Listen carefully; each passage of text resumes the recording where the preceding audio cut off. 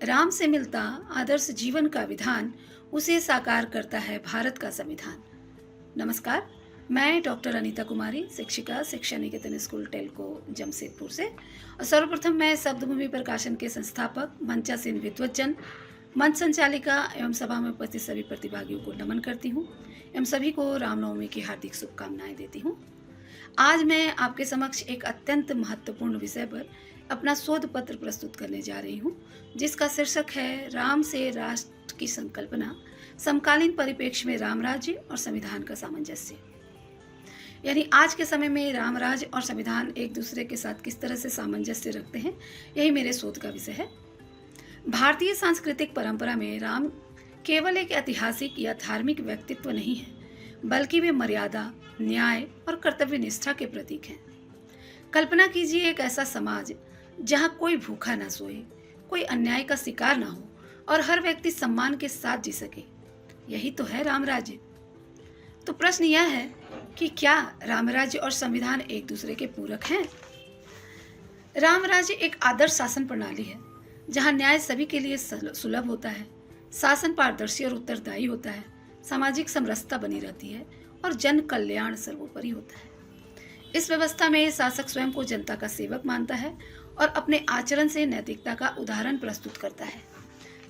इस संदर्भ में जैसा कि आचार्य चाणक्य जी ने भी कहा है कि प्रजा सुखे सुखम राज्ञः, प्रजा के सुख में ही राजा का सुख है। भारत का संविधान भी कुछ आधारभूत मूल्यों पर टिका है: समानता, स्वतंत्रता, न्याय और बंधुत्व। ये मूल्य एक ऐसे समाज की स्थापना का मार्ग प्रशस्त करते हैं जहां प्रत्येक नागरिक को गरिमा के साथ जीने का अधिकार मिले। और इस संदर्भ में जैसा कि डॉक्टर भीमराव अंबेडकर जी ने भी कहा है कि संविधान केवल वकीलों का दस्तावेज नहीं है, बल्कि जीवन का एक माध्यम है।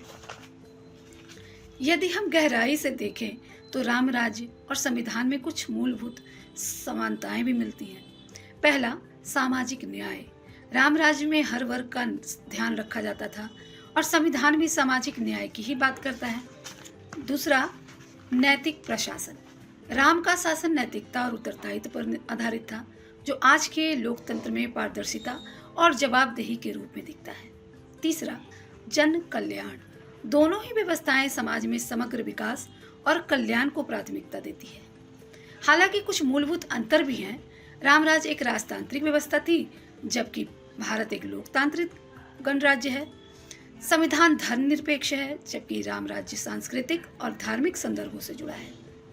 इसलिए इन दोनों की तुलना मूल्य आधारित दृष्टिकोण से करना अधिक उचित है।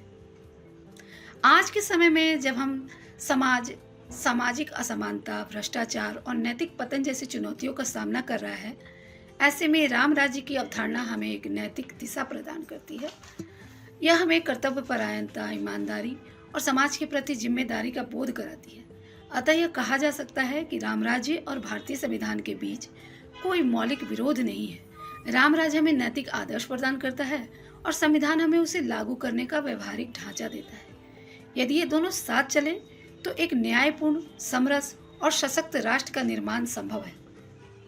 और रामायण में कहा भी गया है कि दैहिक दैविक भौतिक तापा, दैहिक दैविक भौतिक तापा, राम राज्य नहीं काहू व्यापा।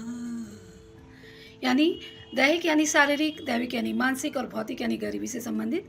तो राम राज्य में दैहिक, दैविक और भौतिक दुख नहीं थे, कहीं भी काहू व्यापा, कहीं भी व्याप्त नहीं थे।